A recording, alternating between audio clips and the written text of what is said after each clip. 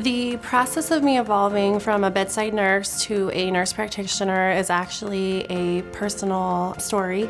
So I had a brother that died of cancer, and while he was hospitalized, I was in school to become a registered nurse.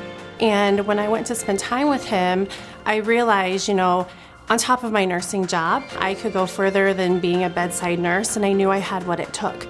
Through that journey, and then through my background in nursing, I ultimately decided to pursue my master's degree. And then when I was a bedside nurse, I had lots of jobs where I was a teacher. And I realized that teaching was my passion, that I love to help people in kind of two different ways. I like to help them at the bedside, but then I also like to help them propel to the next level and learn how to become a nurse or a nurse practitioner. The impact that the University of St. Francis had on myself personally is just astronomical. I went from being a scared high schooler, not knowing what I wanted to do, came here for my 4-year degree, and honestly I said I'm never coming back. When I decided to come back to school, honestly I could not think of anywhere else that I wanted to go.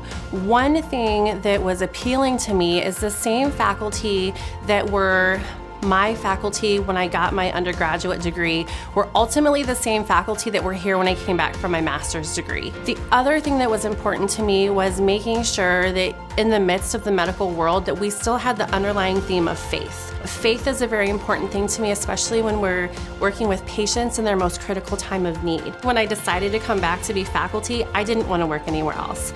I wanted to follow the same role model, the same teachings that I had that started back in 2002 up until now. So I'm going on almost 20 years of being actively involved with the University of St. Francis family, and I can't imagine being anywhere else.